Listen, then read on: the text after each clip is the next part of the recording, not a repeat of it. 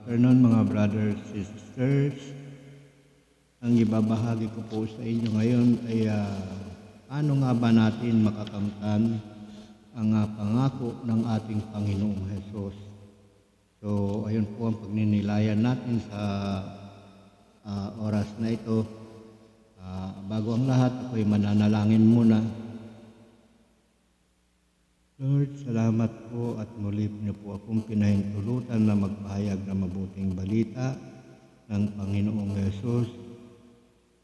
Samot dalangin ko, Ama, sa oras na ito, gabayan nawa ako ng iyong banal na Espiritu Santo at ang banal na mga anghel sa aking pagpapahayag at bigyan niyo po ako ng katalinuhan at karunungan sa pagpapahayag ng mabuting balitang ito upang mahibahagi ko sa aking mga kapatid ng maayos at tama nang sa ganon ay tumimog sa kanilang puso ang mabuting balitang ito at nang sa ganon ay magkaroon sila ng bagong buhay na kaaya sa piling niyo. Hinihiling ko po ito sa pangalan ng aming Panginoong Kristo na imbugtong anak. Thank you, Lord. Thank you, Jesus.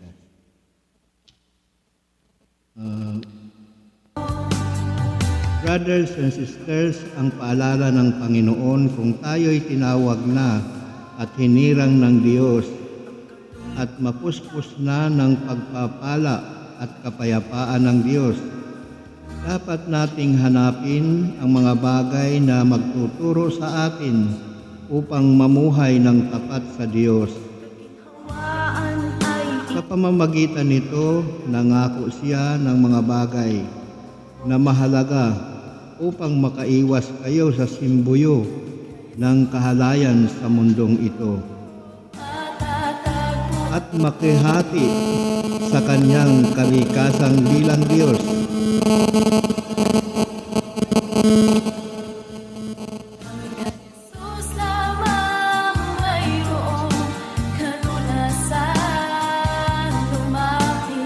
Kaya sikapin ninyong idagdag sa inyong pananampalataya ang kabutihang asal, kaalaman, pagsupil sa sarili, katatagan, kabanalan, ang pagmamalasakit sa kapatid, ang pag-ibig, ang mga katangiang iyan ang kailangan ninyong taglayin at pagyamanin.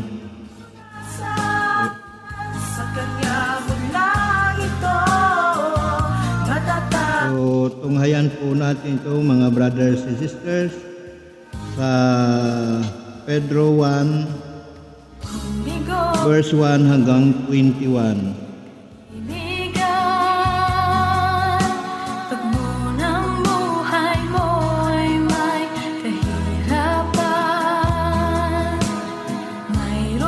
Mula kay Simon Pedro, lingkod at apostol ni Hesukristo, sa inyong tulad namin tinanggap ng iisang pananampalataya mula sa ating Diyos at tagapagligtas na si Hesukristo.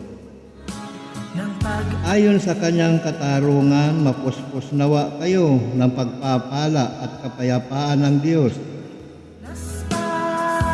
Dahil sa inyong pagkakilala sa Kanya at sa ating Panginoong Hesus.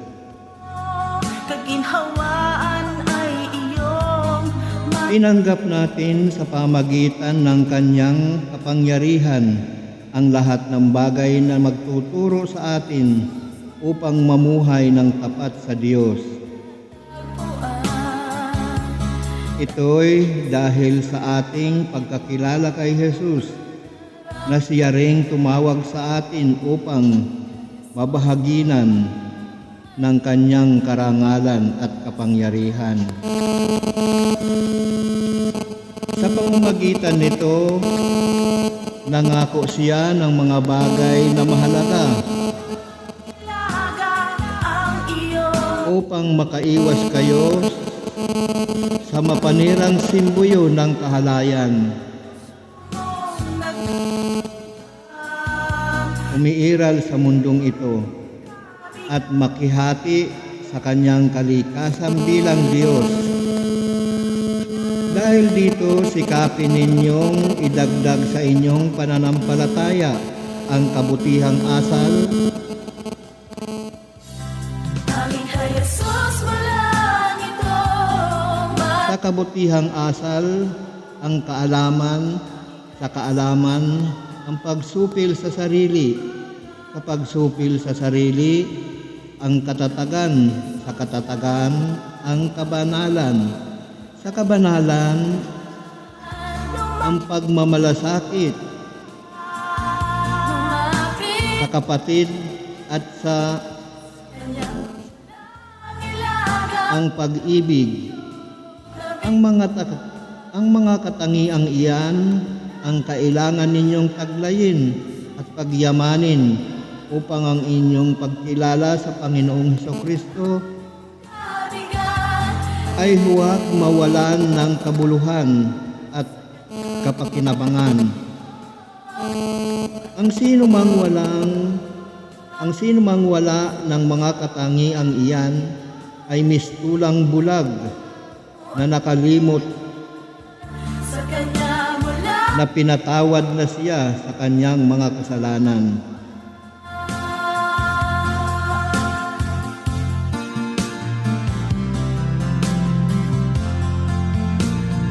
Mga kapatid, yamang kayo'y tinawag at hinirang ng Diyos, magpakatatag kayo sa kalagayang ito upang huwag kayong manlupaypay sa ganitong paraan. Kayo'y maluwag na napapasukin sa walang hanggang kaharian ng ating Panginoon at tagapagligtas na si Jesucristo. Bagamat alam na ninyo ang katotohanan iyan, tinanggap at matatag na kayo rito. Gayon may lagi ko rin kayong paalalahanan tungkol dito. Minabuti kong sariwain ito sa inyong isipan, samantalang ako'y nabubuhay pa. Alam kong hindi na ako magtatagal sa buhay na ito ayon sa ipinahayag na sa akin ng ating Panginoong Hesukristo.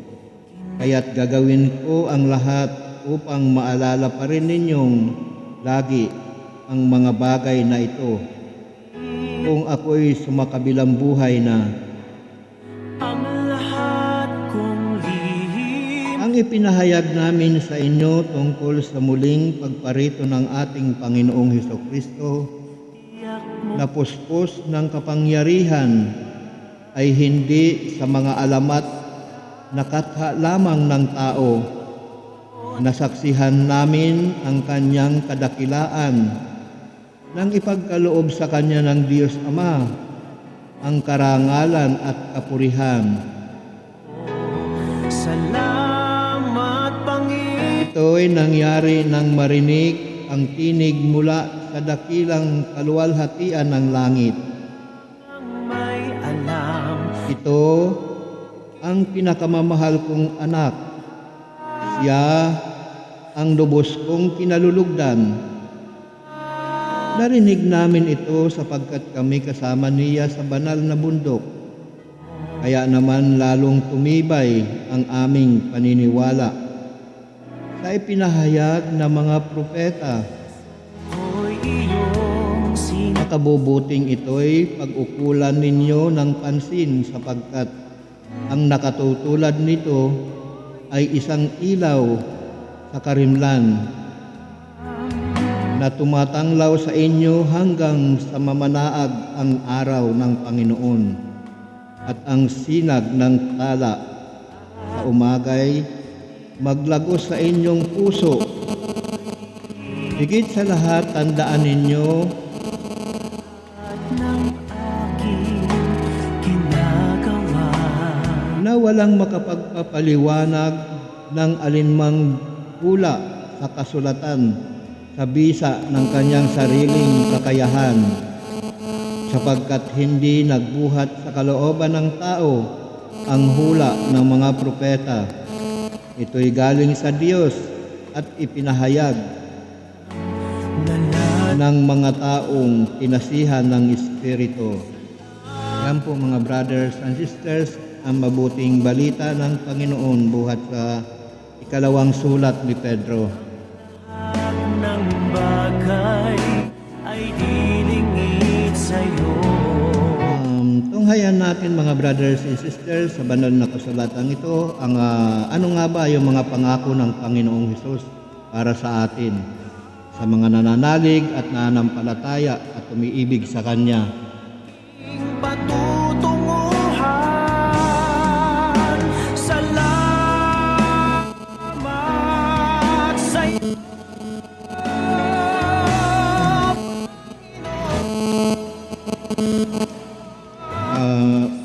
Tunghayan po natin itong sa 17 ipinagkaloob sa Kanya ng Diyos Ama.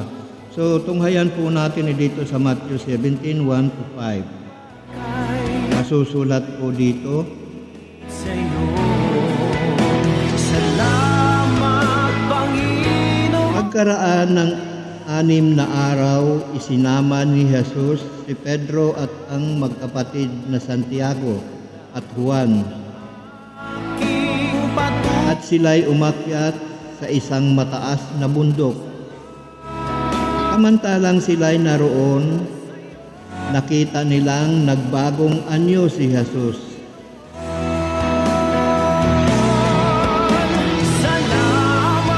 Nagliwanag na parang araw ang kanyang mukha at puting parang busilak ang kanyang damit. Nakita na lamang at sukat ng 3 alagad, sina Moises at Elias, na nakikipag-usap kay Jesus. Kaya't sinabi ni Pedro kay Jesus, Panginoon, mabuti pa'y dumito na tayo kung ibig ninyo. Gagawa ko ng 3 kubol, isa sa iyo, isa kay Moises, at isa kay Elias.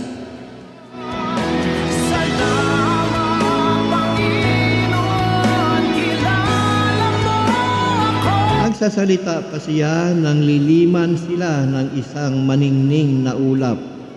At mula rito'y may tinig na nagsabi, ito ang minamahal kong anak na lubos kong kinalulugdan. Pakinggan ninyo siya. So, yun po mga brothers and sisters. Tunghayan po natin, paano po ba natin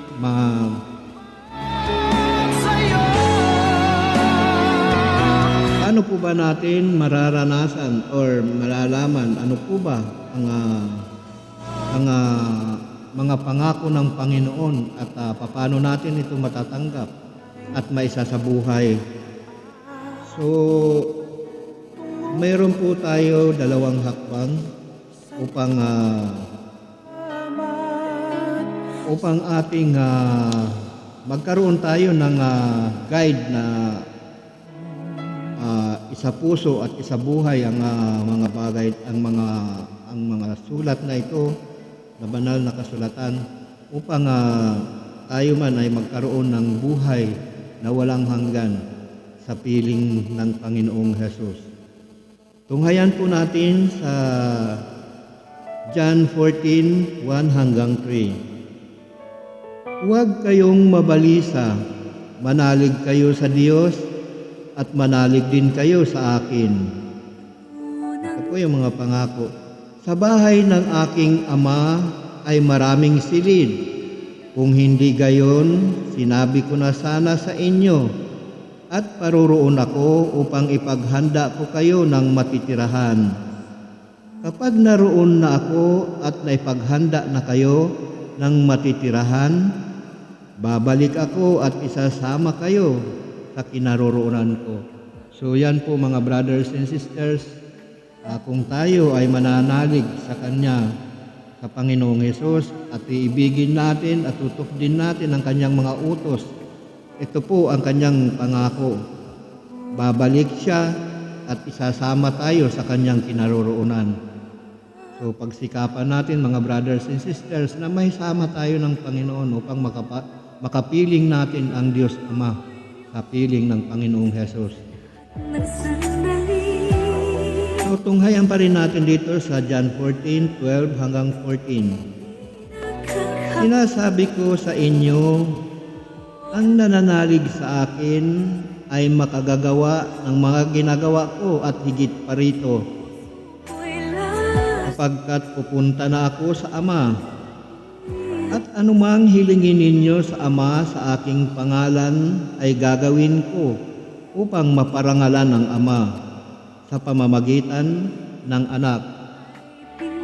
So yun po mga brothers and sisters, yung ikalawang pangako ng Panginoon sa atin na anumang hilingin natin sa Ama sa pangalan niya ay ito ipagkakaloob niya at gagawin niya upang maparangalan ang Diyos Ama. Ikaw ay Diyos tapat, kailan pa man. Gagawin ko ang anumang hilingin ninyo sa pangalan ko. Yan po mga brothers and sisters. So, tunghayan po natin ang mga ibang pangako ng Panginoon. Ano po ba itong mga pangako sa atin? Kaya pagsikapan natin mga brothers and sisters na tayo ay makasama sa kanyang kinaroroonan. Alam nyo naman ang susi, dapat lang manalig tayo sa Diyos, manalig tayo sa Kanya, sa Panginoong Hesus, na siyang magsasama sa atin sa kaharian ng Ama. At dapat ang pag-ibig natin sa Kanya at din ang Kanyang mga utos. Ano ba ang Kanyang mga utos? Ito ang dito sa John 14:15 hanggang 17. Kung iniibig ninyo ako, tutuparin ninyo ang aking mga utos. Ko'y ibibigay sa'yo. Dadalangin ako sa Ama at kayo'y bibigyan ng isa pang patnubay ng magiging kasama ninyo magpakailanman. So yun po mga brothers and sisters, ang pangako ng Panginoong Hesus. Bibigyan tayo ng patnubay dito sa mundong ito upang hindi tayo maligaw, upang hindi tayo mapahamak, hindi tayo mapariwara. Kaya ang ibibigay niyang patnubay, ang Espiritu ng katotohanan na kanyang ibibigay.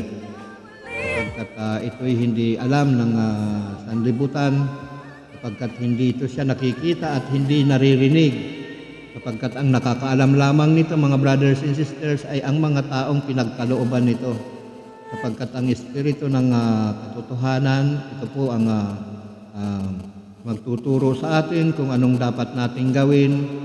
Sapagkat puro kabutihan ang ituturo nito sa atin. Kaya malalaman natin kung ito ba ay Espiritong banal, sapagkat ang ituturo sa atin ay kabutihan. Kasi ang Espiritong masasama ay galing sa dyablo ay puro kasamaan ang ituturo noon, udyok ng kasamaan, kahalayan, pangangalunya, ayan ang tinuturo niya ng Espiritong galing sa dyablo. Kaya malalaman natin mga brothers and sisters na sumasa atin ang Espiritu ng katotohanan, ang Espiritu ng Panginoon. Tingnan natin sa 17, ito'y ang Espiritu ng katotohanan na hindi matanggap ng sanlibutan, sapagkat hindi siya nakikita ni nakikilala ng sanlibutan.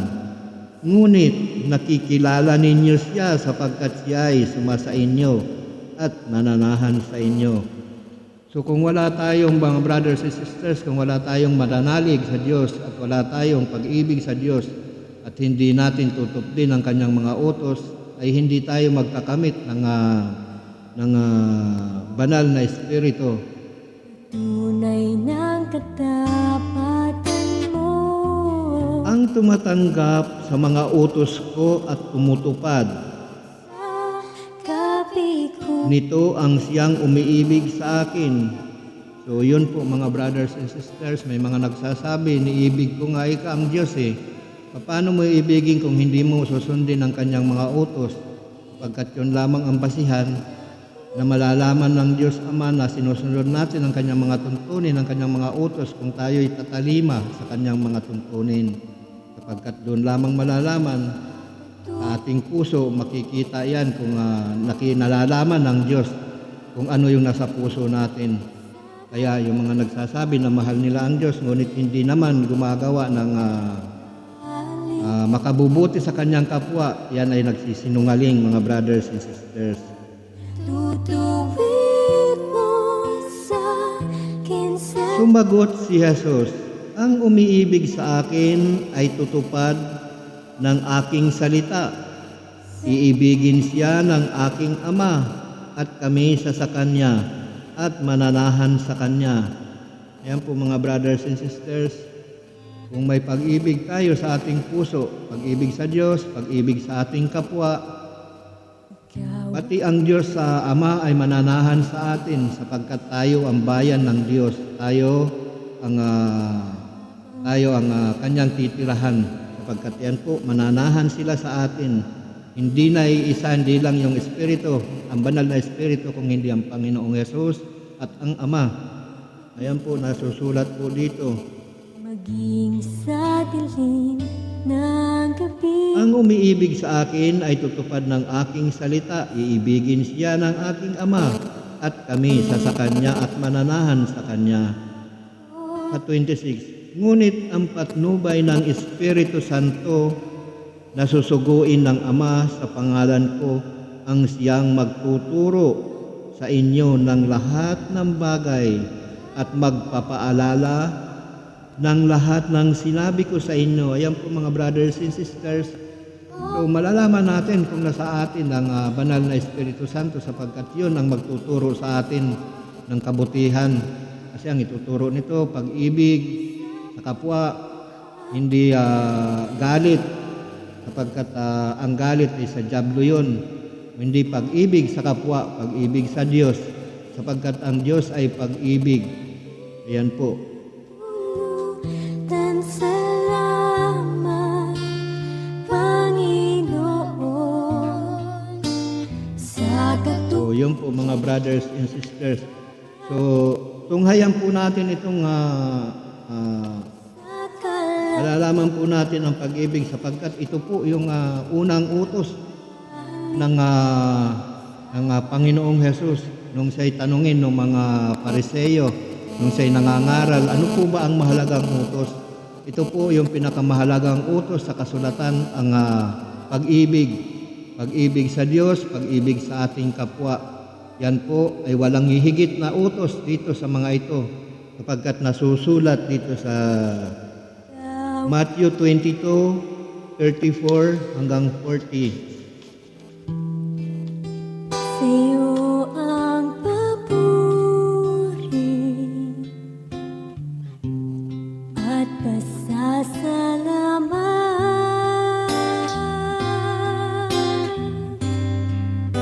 Ikaw ay Nagtitipon-tipon ang mga Pariseo nang mabalitaan nilang napatahimik ni Jesus ang Saduseo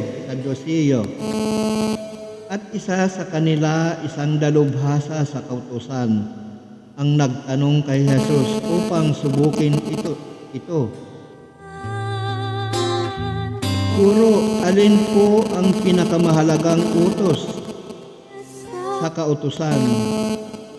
Sumagot si Jesus, ibigin mo ang iyong Panginoong Diyos, ang iyong Panginoon mong Diyos, ng buong puso, ng buong kaluluwa, at ng buong pag-iisip. Ito ang pinakamahalagang utos. Ayan po mga brothers and sisters. Kailangan hindi kalahati, hindi 1/4, kailangan buo ang pag-ibig natin sa Diyos. Hindi yung naglilingkod yung kalahati sa Diyos, yung kalahati nandun sa mga gawaing pang-araw-araw, nandun ang puso niya. Dapat kung maglilingkod tayo, kung mag-iibig natin ang Diyos, ay buo. Bigay natin ng buong puso sapagkat kapag ibinigay natin ito ng buong puso, mararamdaman natin na siya ay sumasa atin. At ito naman ang pangalawa.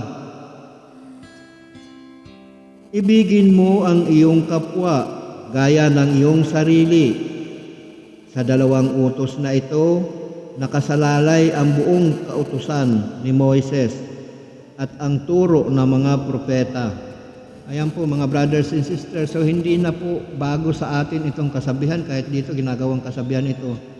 Ibigin mo muna ang iyong sarili, ay ibigin mo ang iyong kapwa, katulad ng iyong sarili. So yun po mga brothers and sisters, ang hinahanap dito, ang sinasabi po dito na pag-ibig, ay pag-ibig sa Diyos, hindi pag-ibig ng sanlibutan. Sapagkat ang pag-ibig ng sanlibutan ay kapahamakan ang tutunguin nito. Ngunit ang pag-ibig ng Diyos ay buhay na walang hanggan ang ating tatamuhin. Kapag binagay natin ang pag-ibig natin sa Diyos ng buo at sa ating mga kapatid, sa ating kapwa. Yan po mga brothers and sisters, ang pinakamahalagang utos sa buong kasulatan, sa buong kautusan ng ni Moises. So doon po na nabuo yung kautusan sa pag-ibig. Dapat tayo ay mag-ibigan. Ay ang pag-ibig na mula sa Diyos, hindi pag-ibig ng sanlibutan, pag-ibig sa laman. Sapagkat ang sa laman, sa sanlibutan ay pag-ibig ay mahahalay. Hindi katulad ng pag-ibig sa Diyos na ito ay nagmula sa Espiritu Santo, sa banal na Espiritu Santo ang pag-ibig na ito. So yan lang mga brothers and sisters, sana nating tumimo sa inyong puso ang mabuting balitang ito at kayo rin po, lagi ko pong hangad sa inyo, lagi kong pinananalangin sa Diyos na kayo rin ay makamtan ninyo ang bagong buhay. Nang sa ganun ay magkasama-sama tayo sa kabilang buhay kung tayo ay papalarin. Kung tayo ay mananatiling maging matatag sa ating pananalig at pananampalataya sa Diyos. Sapagkat kailangan lang po natin, sapagkat ang mga pagsubok ay narito lamang po sa ating paligid. Hindi po yan nawawala. Kaya nga meron po tayong mga kautusan ng Diyos upang sundin natin nang sa ganun ay magkaroon tayo ng katatagan sa ating pananalig at pananampalataya. Nang sa ganon ng pagbalik ng Panginoong Hesus sa lupang ito sa huling araw, tayo ay makasama sa Kanya at huwag tayong makasama sa mga itatapon. Dapat tayo makasama sa Kanyang piling ng Ama. So yun lamang mga brothers and sisters, narinig naman ninyo kung paano natin na makakamtan ang pangako ng Panginoong Hesus. Ang dapat, manalig tayo sa Kanya, ibigay natin ang buong pag-ibig na nagmumula sa banal na Espiritu Santo, hindi po pag-ibig ng sanlibutan, pagkat iba po ang binibigay noon. So mga brothers and sisters, dalangin kong lagi na kayo man ay mapuspos din ng banal na Espiritu Santo. Sa ganon, kung makapanood man kayo ng video ito, makapag-comment kayo kung kayo ay binago na ng Diyos. Pagkat doon lamang malalaman na kayo ay binago na kung ang mga sinasabi ninyo, ang comment ninyo ay kayo ay nakatanggap na ng pagpapala ng Diyos. So hanggang sa muli mga brothers and sisters, sumain nyo ang pag-ibig ng Diyos at pagpapala. Maraming salamat po. God bless you all.